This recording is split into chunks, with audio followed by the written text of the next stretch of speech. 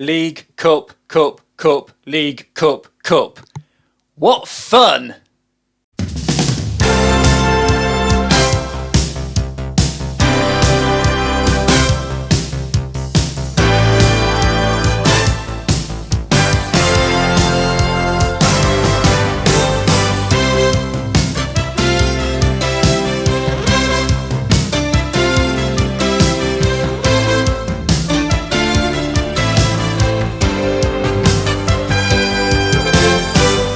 Yes, welcome along to this week's Women's Football Chat. My name is Chris Gadsby. I'm here every Thursday at 6 p.m, bringing you the very latest from the third and fourth tiers of women's football here in England. That's the FA Women's National League. And as you can tell from the introduction, we are about to enter the fun season where we've got cup after cup after cup, and then games are postponed because of the weather, so cups move and other cups move and then leagues.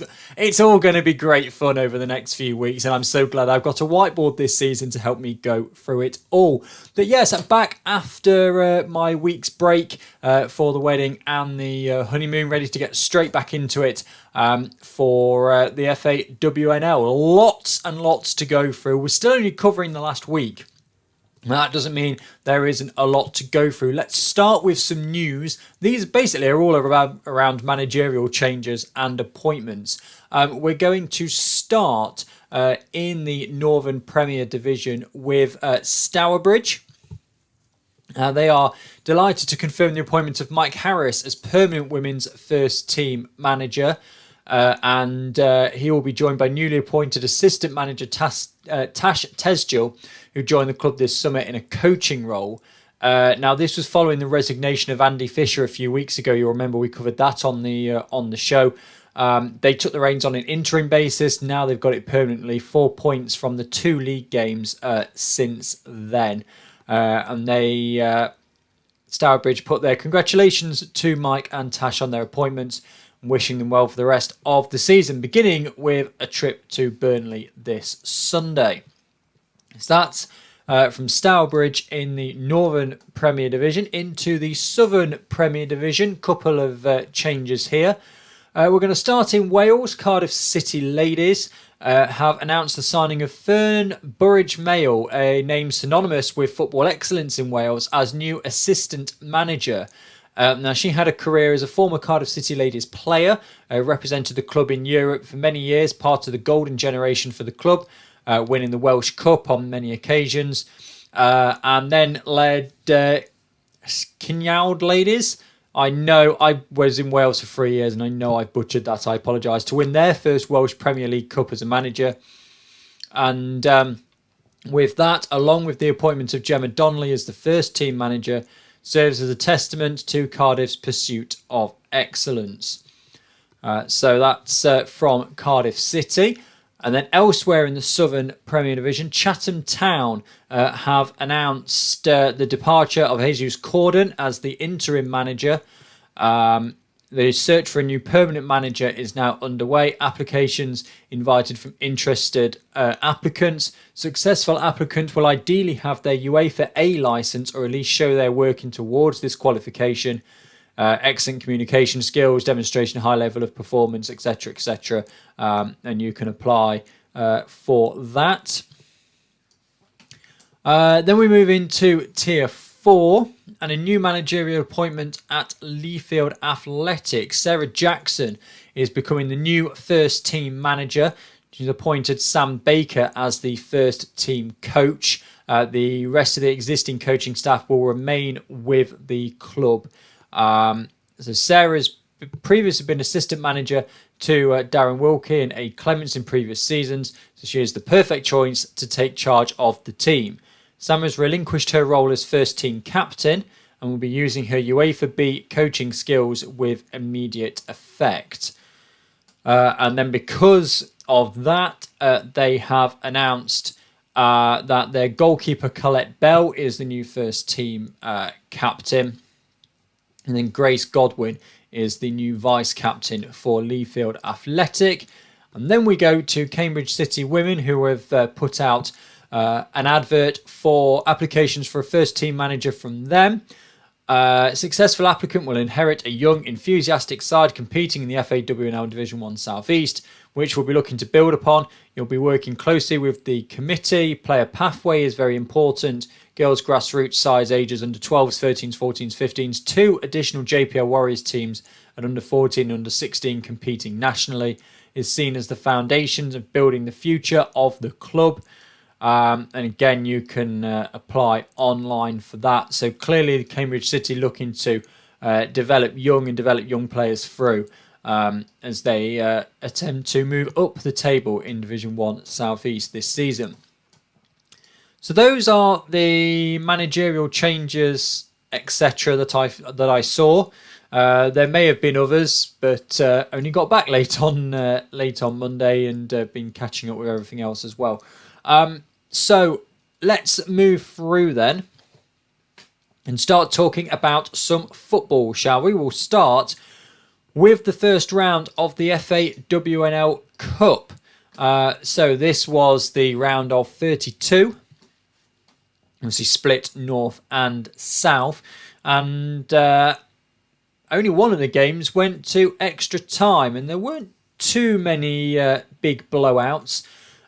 So we'll go through it. It might take me a minute here because they're not in the same order. I've done them in a north-south split and in alphabetical order within those splits, and full-time hasn't. So it might take me a minute to find each one.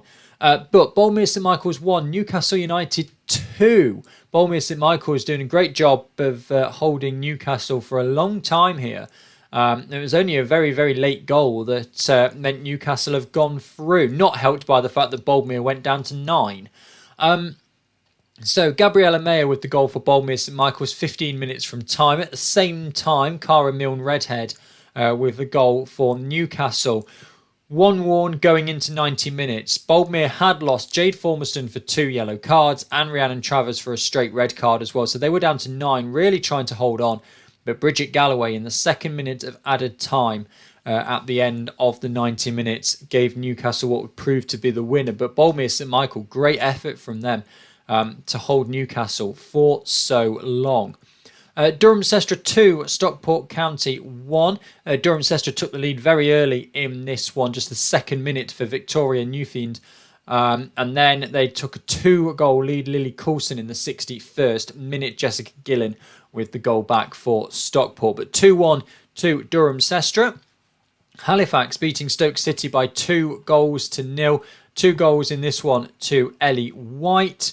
Liverpool Feds 2, West Bromwich Albion 3. West Bromwich Albion don't have their squad up on the full-time system yet. What's the phrase? Oh yeah, that's a fine. Liverpool Feds their 2 goals. Bethany Donoghue in the 28th minute and Abby Pope in the 61st minute. But it's West Brom that go through in that All-Northern Premier affair. Notts County 0, AFC Fylde 6. Fylde did the damage early on in this one. 6-0 by half-time. In fact, they made a triple substitution at the start of the second half. 2 for Ginny Lackey. 1 for Lauren Herrier. 1 for Lily Murphy. 1 for Emma Jane Siddle. That's 5 of them. And then there is also... No, it's just not noted down what the 6th one was. I'm going to assume it was it was an own goal or a penalty. Notts County don't have their squad up yet, so that should be a fine. Nottingham Forest 2, Wolverhampton Wanderers 0. 2 goals in this one to Holly Jade Manders, 12th minute and 83rd minute as Forest... managed to keep a clean sheet against their rivals at the top of the Northern Premier Division. Peterborough United 0, Leeds United 2. A good away victory for Leeds. Jessica Razoo in the 49th minute and then the insurance marker in the 6th minute of added time. Ellie Dobson in the 96th, giving Leeds United the 2-0 victory. And Stourbridge 0, Huddersfield Town 2. Another all-Northern Premier Division tie.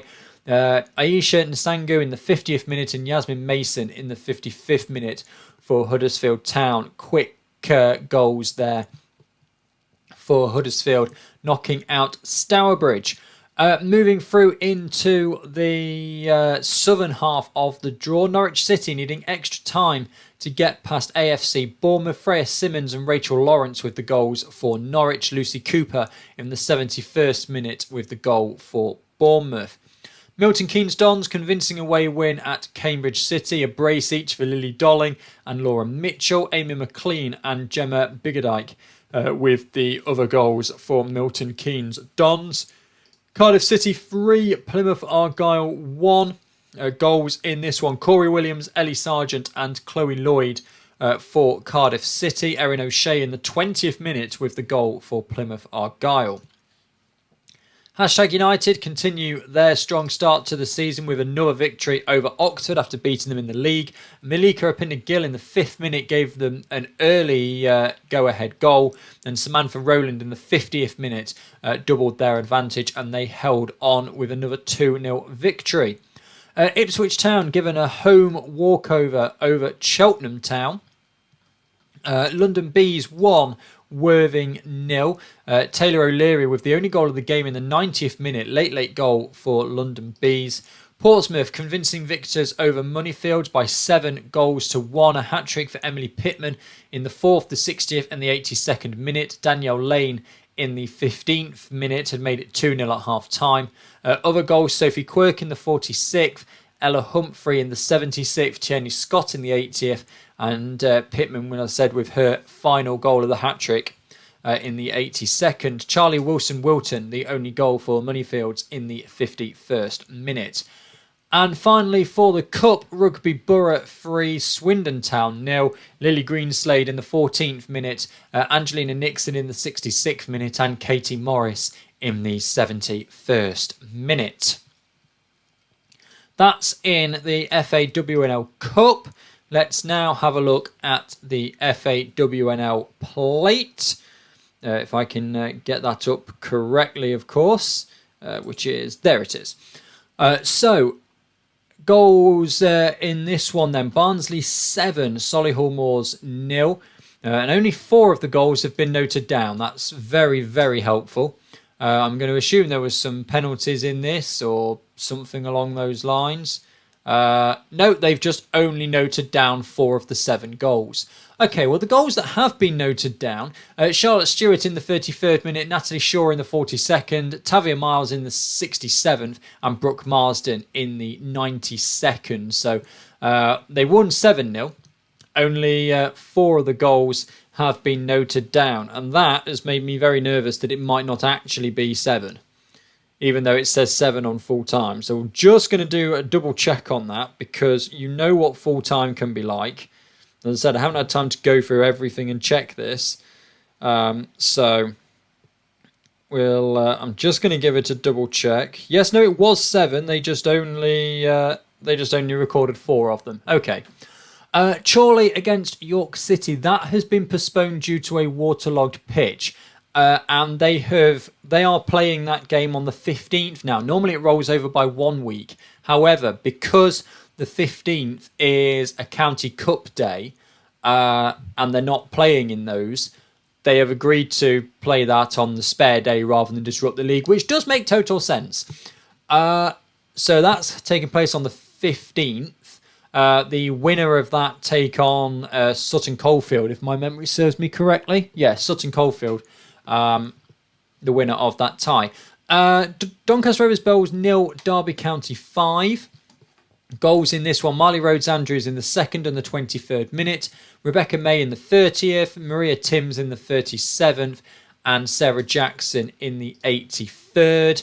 FC United Manchester with a 1-0 victory over Leafield Athletic. Shanice Reeves with the goal in that one, making it 1-0. Lincoln City 0, Sheffield 2. Away victory for Sheffield. Sam Brooks and Millie Fugler with the goals there. Northampton Town 5, Leek Town 0. Goals in this one, Jade Bell with a brace, 24th and 77th minute. Mia Richards with a goal in the 18th.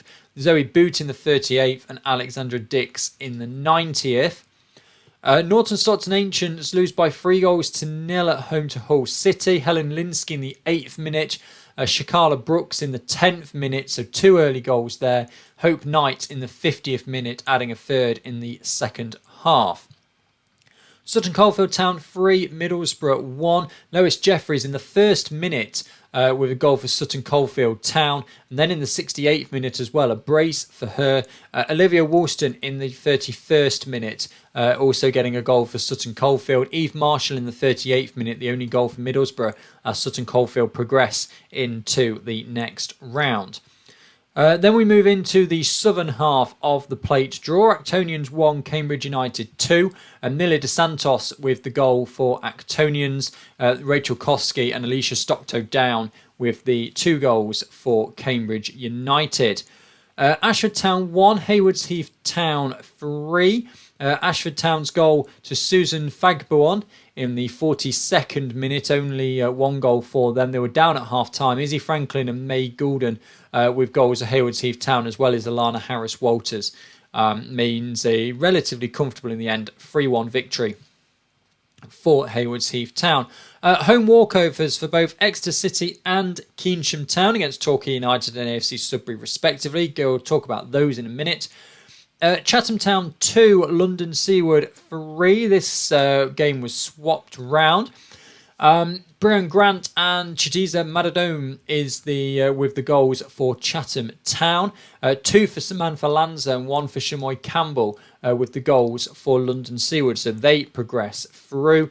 Maidenhead United, very convincing 9-0 victory over Chelsea. Chelsea continue to struggle this season. 6-0 at half-time for Maidenhead. There was a hat-trick for Imogen Fisher, 16th, 36th and 62nd. Simone O'Brien in the 30th and the 38th. Isabella Stockton in the 26th and the 72nd. And Sarah Thompson in the 40th. She was then sent off early in the second half. Macy Nikia Walters in the 90th minute with another goal for Maidenhead. That's 3, 5, 7, 8, 9. That's all of them. And obviously Chelsea without any goals. Billericay Town convincing victory again against Portishead, away from home this one. A hat-trick for Amber Gaylor, braces for Alex Hennessy and Jessica King, 1 for Zoe Russian and Che Thomas as Billericay progress convincingly. And finally, Southampton Women's 2, Bridgewater United 1. Megan Wood in the 22nd minute, Brittany Gill in the 64th minute. Bethany Everson with the only goal for Bridgewater United. So, those are all of the Cup and Plate results from that first round. What I've found interesting so far this season, far more than any other season, we've had 3 walkovers in the first round there. We then also had 2 or 3 teams decide that after losing in the preliminary round, they weren't going to take part in the plate. It was 3 teams, wasn't it? So that's 6 teams now that have voluntarily withdrawn from the cup competitions. And I can kind of understand why. And I think it's maybe something where the fines tariff needs looking at here. Because if you are fined £250 for withdrawing from a cup competition, and you get drawn against a team on the other side of the country where hiring the coach for one is going to be a lot more than £250. I mean, I know just from ice hockey talk, you're easily talking £1,000. When my team in Nottingham had to go up towards Dumfries in Scotland, you're talking nearly £1,500 for the coach for a day. If you either have to spend £1,500 or £250, I know which one you're going to do. So maybe if the, not integrity of the cup competitions, that's the wrong word, but if the cup competitions want to continue and not have these teams all pulling out of them, particularly if you feel you've not really got a hope of winning the game that you're in, because it was all travelling teams going to home teams that pulled out here. I can see entirely why you would go, okay, let's pay a £250 fine or whatever the fine is. I know it's around that ballpark, rather than a £1,500 coach. I can absolutely see why. So maybe that all needs looking at in the future in order not necessarily to force teams to play. That's not the right phrase, but to stop just withdrawing and not playing being the more favourable option is probably the way to go about it. So that covers the Cup and the Plate. We've had the draw for the second round, and the second round is on the 29th of October, so we'll be looking at that in a few weeks' time. We've got plenty coming up. I'll go through it all towards the end of the show. Essentially, we've got from left to right. I may as well do it now. So we've got this weekend, which is normal league. Then we've got midweek fixtures, which we'll come on to later. And then a week on Sunday, which is the 15th, is County Cup Day. Very few games. The 22nd is normal for Tier 3, but it's FA Cup Day for Tier 4. The 29th is Cup and Plate Round 2. Then the 5th of November is normal league. The 12th of November is FA Cup Round 1. Nobody's got any games scheduled for that. And then the 19th of November is County Cup Day. And as it stands at the moment, there are only 4 games in the FAWNL because everybody is in County Cup action. And then, of course, we're getting into October, November, waterlogged pitches, frozen pitches, delays to everything. It's all going to get a bit messy. But there we go. Right, let's have a look then at some league tables. Now, these obviously also take into account the games from the 23rd of September, which was also the fixtures that I previewed 2 weeks ago, but then didn't cover because I was sunning it up in Italy and climbing volcanoes. So, Burnley are top of the table. They're 3 points clear of Wolves and 4 points clear of Forest and Newcastle. Forest have a game in hand. Newcastle have 2 in hand. Newcastle are still perfect this season. Liverpool Feds down a place from a couple of weeks ago. They're in 5th. Halifax remain in 6th. They've only played 3 as well, though. Stoke City and West Brom have swapped, and then the bottom 4 is the same. Stourbridge, Derby, Huddersfield filed yet to get off the mark. Southern table, # United still perfect 6 from 6. Ipswich Town just 1 game behind them, as are Rugby Borough. Portsmouth have also just lost 1 game so far this season. In fact, there have all been 2 #. Billericay Town in 5th, so the top 5 are all still the same. MK Dons and Oxford have swapped. That's the only change in the Southern Premier Division. London Bees still yet to get off the mark this season. Division 1 Midlands then, the top 2 the same, Loughborough Lightning and Peterborough United.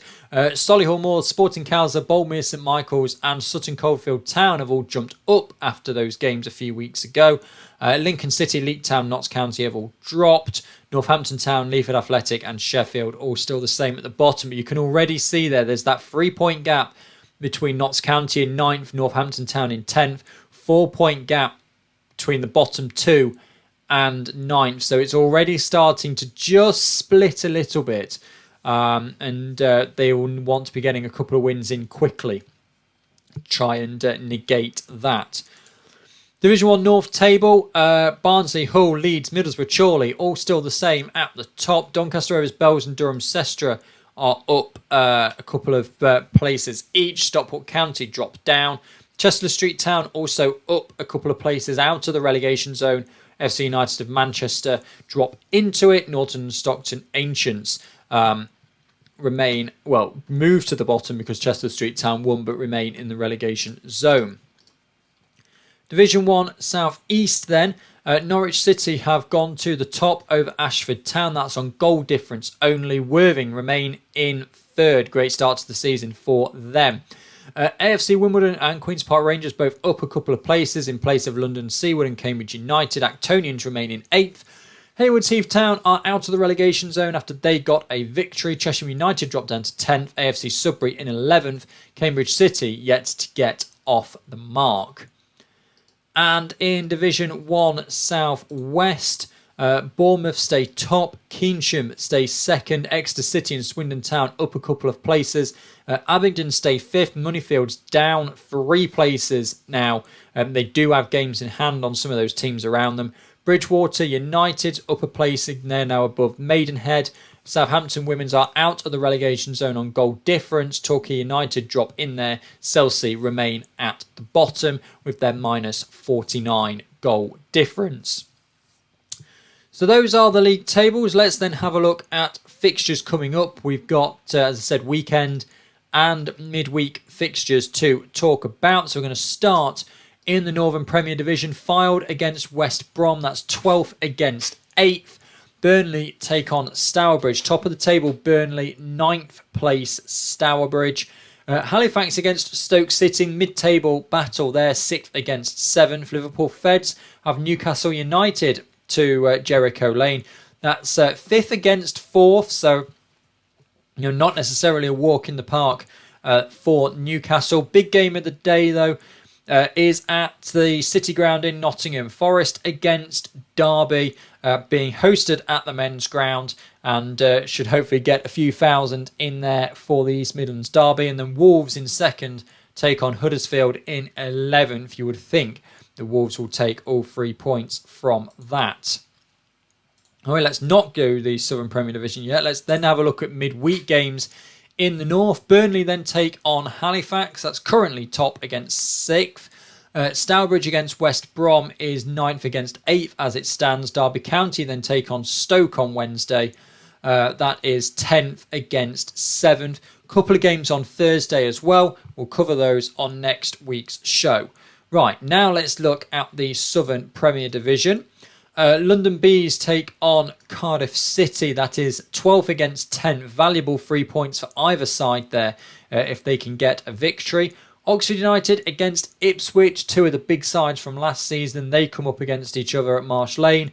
Oxford down in 7th, struggling so far this season. They're already 11 points back from hashtag, which you feel might be too much for a title challenge. Oxford might be done already this season. Ipswich currently in 2nd. Portsmouth against Billericay Town, 4th against 5th. Both sides wanting to keep up the challenge on the top few sides. Rugby Borough against Cheltenham Town is 3rd against 8th. Same applies to Rugby. Chatham against Plymouth Argyle, 11th against 9th. Like Cardiff against London, two sides that really want to be going together and getting some points from that. So they'll be both desperate for 3. And hashtag United, top of the table against Milton Keynes Dons, currently in 6th. Midweek in the Southern Premier Division, up to Wednesday at least. Chatham then take on London Bees, the current bottom 2. Billericay Town host hashtag United, that's 5th against 1st. And Milton Keynes Dons against Rugby Borough is 6th against 3rd. Moving through into Tier 4. Northampton Town against Sutton Coldfield Town is 10th against 6th. Boldmere St Michael's against Notts County is 5th against 9th. Lincoln City against Solihull Moors, 7th against 3rd.